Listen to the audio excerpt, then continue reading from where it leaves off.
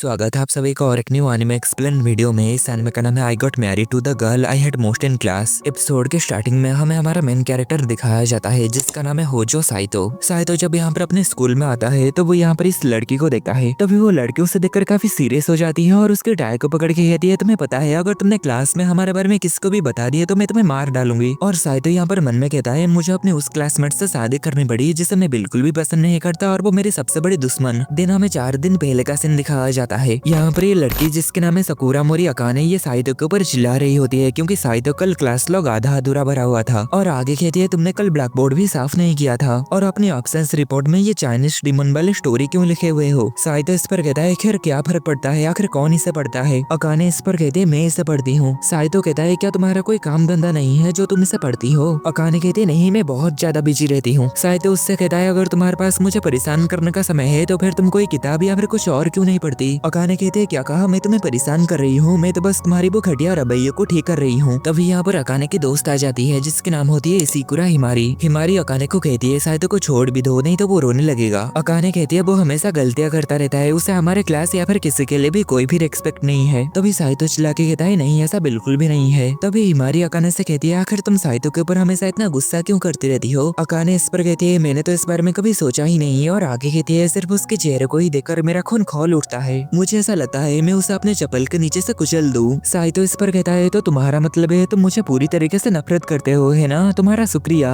तभी यहाँ पर साइतो की बहन आ जाती है जिसकी नाम होती है सीसे। और वो आगे यहाँ पर साइतो से कहती है, क्या तुम दोनों फिर से लड़ रहे हो। साइतो कहता है, कुछ भी नहीं, वो तो बस बिना किसी वजह ही मेरे ऊपर चिल्ला रही है। साइतो की बहन साइतो से काफी प्यार करती है, इसलिए वो अपने भाई के पास आकर कहती है, मेरे बेचारे भाई। साइतो इस पर खुश होता है और कहता है, सिर्फ मेरी कजन सीसे ही है जो कि मुझे समझती है। तभी हिमारी अकाने से कहती है, तुम हमेशा साइतो के ऊपर चिल्लाती रहती हो, कहीं ऐसा तो नहीं तुम्हारे दिल में उसके लिए फीलिंग्स है। अकाने कहती है, ऐसा हो ही नहीं सकता, भले ही वो इस दुनिया के आखिरी आदमी ही क्यों ना बचे, मेरे दिल में उसके लिए ऐसी फीलिंग्स आ ही नहीं सकती। तभी साइतो कहता है, मैं भी कुछ ऐसा ही कहना चाहता हूँ, भले ही ये दुनिया उलट पुलट ही क्यों ना हो जाए, मैं भी कभी भी तुम्हारे साथ नहीं हो पाऊंगा। और ऐसे ही ये दोनों एक दूसरे के साथ हमेशा झगड़ते रहते हैं। नेक्स्ट हम देखते हैं साइतो घर जाते समय उसके पास उसके दादाजी का कॉल आता है। उसके दादाजी उसे चाय पीने के लिए बुलाते हैं। साइतो इस पर कहता है, मुझे अपने दादाजी के साथ डेट पर जाने का बिल्कुल भी मन नहीं है, मैं किताब लाया हूँ, मुझे तो बस उस किताब को पढ़ना है। उसके दादाजी कहते हैं, तुम्हारे पास वो सब बेकार चीजों के लिए बहुत समय है, तुम्हें पता तो है ना आगे जाके तुम्हें मेरी कंपनी को भी संभालना है। पर आगे साइतो अपनी दादाजी का मजाक उड़ाने लगता है। दादाजी इस पर हंसते हैं और कहते हैं, तुम तो वही पोते हो जिसे मैं जानता हूँ, अगर तुम इतने स्मार्ट हो तो तुम्हें ये भी पता होगा अगर तुम मेरी ऑर्डर को नहीं मानोगे तो तुम्हारे साथ क्या होगा। नेक्स्ट सीन में हम देखते हैं साइतो को लेने के लिए दादाजी के लोग आ चुके थे। साइतो यहाँ पर अपने दादाजी से कहता है, और अगर मैं भाग जाऊँ तो। उसके दादाजी कहते हैं, अगर मैं तुम्हारी जगह होता तो ऐसा कभी नहीं करता, अब चुपचाप कार में बैठ जाओ। इस पर साइतो कार में बैठ जाता है और ये ड्राइवर उसे कहीं पर लेके जाने लगता है। और यहाँ पर साइतो मन में कह रहा होता है, जब हमारा होजो ग्रुप का बिजनेस डूबने वाला था तब ग्रैंडपा आके उसे बचा लिए थे और हमारे होजो ग्रुप को एक ग्लोबल हाईटेक कॉर्पोरेशन में ट्रांसफॉर्म कर दिए। 60 साल के बुढ़े होने के बाद भी वो बहुत ही खतरनाक है और अभी भी कंपनी के हेड के तौर पर काम करते हैं। आगे ये ड्राइवर साइतो से कहता है, ये विश्वास करना मुश्किल हो सकता है पर आपके ग्रैंडपा आपसे बहुत प्यार करते हैं, वो आपके डैड के जैसे नहीं है। नेक्स्ट साइतो यहाँ पर इंतजार कर रहा होता है, तभी अकाने उसे देखकर कहती है, आखिर तुम यहाँ पर क्या कर रहे हो। साइतो कहता है, मैं अपने ग्रैंडपा के बुलाने पर यहाँ पर आया हूँ, पर तुम्हारा क्या। अकाने कहती है, मेरी ग्रैंडमा ने मुझे यहाँ पर बुलाए हैं, मैं अपने दादी के साथ एक मजेदार डिनर करने वाला था पर लगता है अब ये बर्बाद हो गया है। और आगे ये दोनों फिर से झगड़ने लगते हैं। तभी यहाँ पर उनके दादाजी और दादी जी आ जाती है लैम्बोर्गिनी में बैठ के। दादी जी कहती है, तुम दोनों तो हमारे बिना ही शुरू कर दिए हो, यंग लोग तो बहुत ही बेचैन होते हैं। उन दोनों को एक साथ देखकर ये दोनों काफी हैरान होते हैं। नेक्स्ट वो सभी घर के अंदर आ जाते हैं और यहाँ पर खाने के लिए बहुत कुछ रखा हुआ था। दादाजी कहते हैं, चलो सेलिब्रेट करते हैं। साइतो इस पर सोच रहा होता है, आखिर किस बात की सेलिब्रेशन यहाँ पर हो रहा है। आगे वो अकाने को देखकर कहता है, तुम सिर्फ जूस ही पी रही हो, क्या तुम खाना नहीं खाओगी। अकाने कहती है, तुम्हें देखकर तो मेरी भूख वैसे ही मर गई है। और आगे ये दोनों फिर से झगड़ने लगते हैं। उन दोनों को लड़ते हुए देखकर ये दोनों हंसने लगते हैं और दादी जी कहती है, तुम दोनों को ऐसे देखकर हमें हमारी बचपन की यादें याद आ गई। आगे साइतो कहता है, खैर आप दोनों ने हमें यहाँ पर क्यों बुलाए हैं। इस पर ये दोनों एक साथ कहते हैं, तुम्हें शादी करनी है एक दूसरे से, जिस पर इन दोनों के पैरों के नीचे से जमीन खिसक जाता है और इन दोनों को काफी बड़ा झटका लगता है। साइतो कहता है, क्या कहा शादी, क्या हमसे मजाक किया जा रहा है। अकाने कहती है, इसका कोई मतलब नहीं बनता, हम अभी भी हाई स्कूल में है। उसकी दादी कहती है, शादी करने के लिए 18 साल काफी है। और आगे ये दोनों फिर से कहते हैं, तुम्हें शादी करनी होगी, जिससे इन दोनों को फिर से काफी बड़ा झटका लगता है। आगे दादाजी अपनी पास्ट के बारे में कहते हैं, जब दादाजी और दादी जी एक दूसरे से प्यार करते थे पर उन दोनों की फैमिली डिसएग्रीमेंट की वजह से वो दोनों शादी नहीं कर पाए। और आगे दादाजी कहते हैं, मुझे उससे शादी करनी पड़ी जिसे मेरे मॉम मॉम डैड ने मेरे लिए चुने थे। एक हस्बैंड होने के नाते मैं अपनी कर्तव्य अच्छे से किया। मैं अपनी वाइफ को जीने के लिए एक अच्छी लाइफ दिया, पर अब्बू से गुजरे हुए 10 साल हो चुका है। तभी दादी जी रहती हैं, बहुत समय पहले मेरे पति भी इस दुनिया को छोड़ के चले गए हैं। और आगे कह दिया, हाल ही में तुम्हारे दादाजी हर रात मेरी बहुत देखभाल कर रहे हैं। तभी अकाने काफी ज्यादा शर्मा जाती है और कहती है, मुझे आप दोनों के बीच में क्या चल रहा है वो नहीं जानना। तभी दादाजी कहते हैं, खैर पॉइंट यह है कि भले ही हम दोनों ने अपनी पूरी लाइफ बहुत एंजॉय किए हैं, पर फिर भी हम ये सोचे बिना नहीं रह पा रहे हैं कि काश हम शुरू से ही साथ होते। तो फिर क्यों ना हमारे पोते पोतियों को ये खुशियां दे के हमारे ये सपने को हम साकार करें। आगे अकाने की दादी अकाने से कहती है, तुम अपने दादी के लिए ये शादी करोगी ना?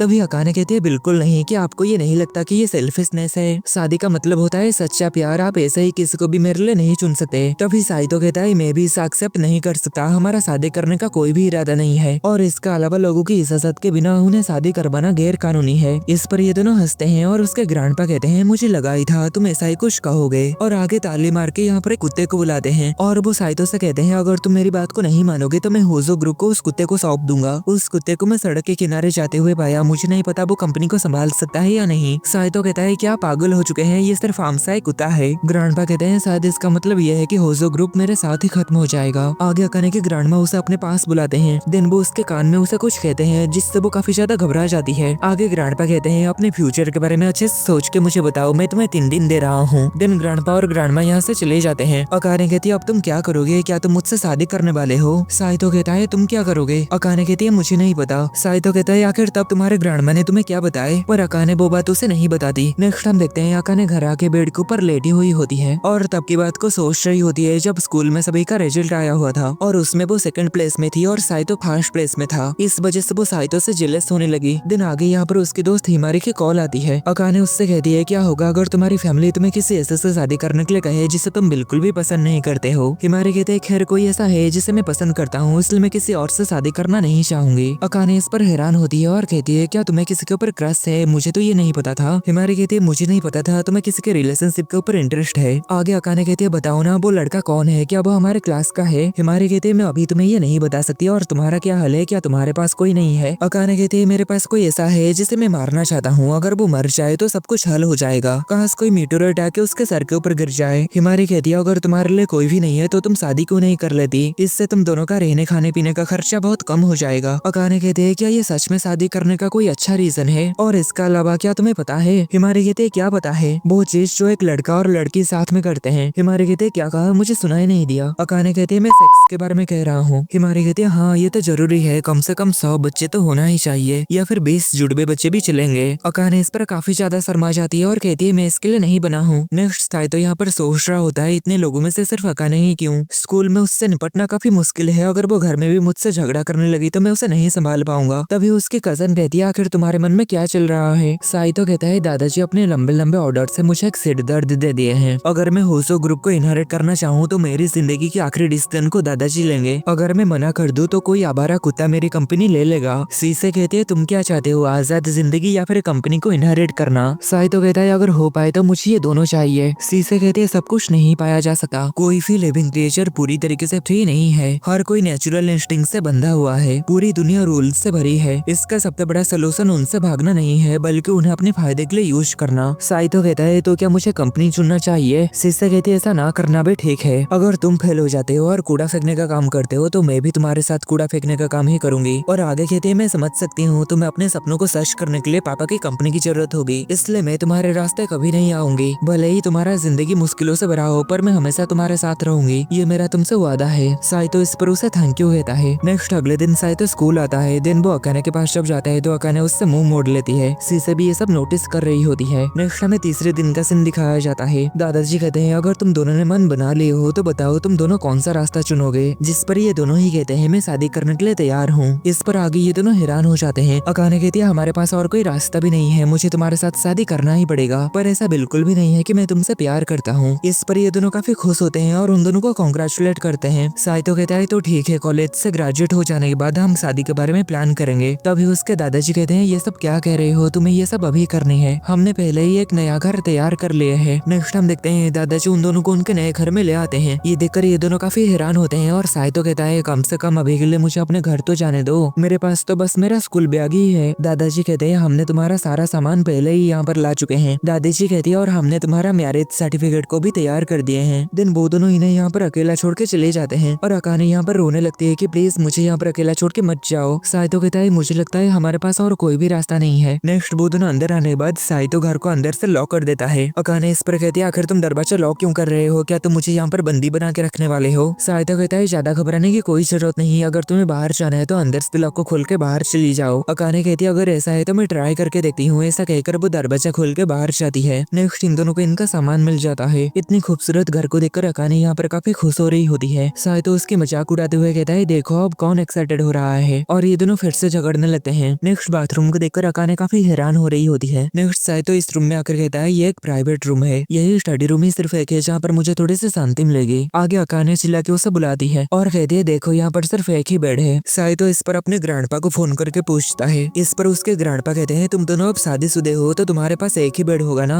तभी अकाने कहते हैं मैं इसके लिए बिल्कुल भी राजी नहीं हूँ। ग्रैंडपा कहते हैं अब कुछ नहीं हो सकता, यही रूल है, सोफे का यूज नहीं कर सकते हो और ना ही फर्श के ऊपर सो सकते हो, तुम्हें रात को एक साथ ही एक ही बेड में सोना होगा, ये पहला रूल है। साइतो कहता है पहला रूल क्या यहाँ पर कोई कैमरा है, क्या हमारे ऊपर नजर रखा जा रहा है। तभी अकाने उससे कहती है क्या तुम ये करने वाले हो। साइतो कहता है क्या करने वाला हूँ। अकाने कहते हैं चाहे मैं कितना भी रहूं, जैसा तुम्हें अच्छा लगे वैसा करो, तुम सारी रात मेरे साथ जबरदस्ती करोगे इसलिए मुझे स्कूल भी छोड़ना पड़ेगा। साइतो कहता है आखिर तुम्हें क्या कह रहे हो, मैं कुछ भी समझ नहीं पा रहा हूँ। अकाने कहते हैं सेक्स और ऐसे ही दूसरी बातें मैं और क्या बात करूंगी, जाहिर है तुम पूरे दिन मुझे ऊपर से नीचे तक देखते रहे हो। तभी साइतो कहता है बकवास करना बंद करो। अकाने कहते हैं मैं बकवास नहीं कर रही, ऐसी सिचुएशन में सभी लोग सोचते हैं कि ये घिनौनी और छिचोरी बातें हैं, लेकिन मैं ऐसा हरगिज नहीं होने दूंगा। साइतो कहता है शांत हो जाओ, मैं ऐसा कुछ कभी नहीं करूंगा। दिन अकाने यहाँ से चली जाती है। नेक्स्ट अकाने इस बॉक्स को लेके जा रही होती है। तभी साइतो उससे कहता है क्या तुम्हें मदद की जरूरत है। अकाने कहते हैं ये तो सिर्फ एक बहाना है मेरे कमरे में आने और अश्लील हरकतें करने का। तभी उसकी पैर फिसल जाती है जिससे वो गिरने वाली होती है, लेकिन तभी साइतो उसे बचा लेता है। अकाने कहते हैं अभी जो हुआ इसे नजरअंदाज करो, फिर से ऐसी गलती नहीं होगा। नेक्स्ट साइतो यहाँ पर खाना खा रहा होता है और अकाने उसे देखकर ला टपका रही होती है। साइतो उससे कहता है क्या तुम भी इसे खाना चाहती हो। अकाने कहती है ऐसे बिहेव मत करो जैसे कि हम शादीशुदे हैं। साइतो कहता है शादीशुदे हो या फिर ना हो, लोग तो एक साथ ही खाना खाते हैं ना। तभी अकाने उससे कहते हैं क्या कहा, शादीशुदे हो या फिर ना हो तुम मुझे खा जाओगे, क्या तुम मेरे कपड़े उतारने वाले हो। साइतो कहता है मैंने ऐसा कुछ भी नहीं कहा और आगे उसे खाने के लिए देता है। अकाने इस पर इस खाने को लेकर यहाँ से चली जाती है। साइतो उससे कहता है एक आवारा बिल्ली की तरह बिहेव करना बंद करो। नेक्स्ट साइतो अपनी बेडरूम में सोने के लिए आ जाता है। कुछ समय के बाद अकाने भी यहाँ पर सोने के लिए आती है। आगे वो दोनों एक ही बेड में एक साथ सो जाते हैं। साइतो को यहाँ पर अकाने की गर्माहट महसूस हो रही होती है और उसे अकानो के बालों से शैम्पू की खुशबू भी आ रही होती है। अकाने उससे कहती है अगर तुम कोई भी अजीब हरकत करने की कोशिश किए तो मैं तुम्हें मार डालूंगी। साइतो कहता है मुझे पता है। अकाने कहते हैं मैं कभी भी कोई ऐसा काम नहीं किया है और मैं कभी किसी रिश्ते में भी नहीं रही। साइतो कहता है चिंता मत करो, मैं भी ऐसा कुछ नहीं किया हूँ। अकाने कहते हैं तो फिर क्या हम सेफ हैं। आगे कुछ समय के बाद साइतो उससे कहता है आखिर तुमने मुझसे शादी करने का फैसला क्यों किए। अकाने कहते हैं मैं तुम्हें ये नहीं बता सकती। और आगे कहते हैं भले ही मैं इन सब से खुश नहीं हूँ पर मुझे इससे निपटना ही होगा, भले ही मुझे इससे नफरत ही क्यों ना हो। अपने सपनों को पूरा करने के लिए मुझे कुछ भी करना पड़े तो मैं करूंगी। तभी साइतो कहता है लेकिन क्या होगा अगर वो बच्चे पैदा करने के बारे में कोई रूल जोड़ दे। ये सुनकर वो काफी हड़बड़ा जाती है जिससे वो साइतो के हाथ के साथ टकरा जाती है और आगे काफी गुस्सा होकर कहती है आखिर तुम मेरे बट को छुए कैसे, मैं तुम्हारी इस उंगली को तोड़ दूंगी। आगे वो दोनों ऐसे ही रात भर झगड़ने लगते हैं। नेक्स्ट हमें अगले दिन यानी प्रेजेंट का सीन दिखाया जाता है जो कि हमें एपिसोड के स्टार्टिंग में दिखाया गया था। अकाने साइतो से कह रही होती है तुम्हें पता है अगर तुमने क्लास में हमारे बारे में बताया तो मैं तुम्हें मार डालूंगी। साइतो कहता है क्या सिर्फ इतनी सी बात के लिए मुझे मार डालूंगी। अकाने कहते बात सिर्फ इतनी सी नहीं है, अगर लोगों को पता चल गया कि हम शादीशुदे हैं तो मेरे पास मरने का अलावा और कोई रास्ता नहीं बचेगा, इसका मतलब होगा मेरी पूरी सोशल लाइफ का दी एंड। साइतो कहता है तो क्या तुम मुझसे इतनी नफरत करती हो। और आगे वो कहता है मैं भी नहीं चाहता कि दूसरे लोग ये जाने मेरा मुंह भी बंद है। अकाने कहते हैं मुझे तुम पर भरोसा नहीं है, तुम पूरे स्कूल को ये बताने की प्लान बना रहे होगे कि हम पूरे रात एक साथ सोते हैं। साइतो कहता है मैं ऐसा कभी नहीं करूंगा, मैं इस पर अपनी जान की बाजी भी लगा सकता हूँ। अकाने कहती है ठीक है अब मुझे तुम पर भरोसा है और कहती है अगर तुमने शादी का इस तरह भी किया तो मैं पूरा बम लगा के 1 किलोमीटर दायरे में सभी को उड़ा दूंगी। साइतो कहता है क्या तुम इससे किसी के ऊपर भरोसा करना कहती हो। और इतने में ये एपिसोड खत्म होता है।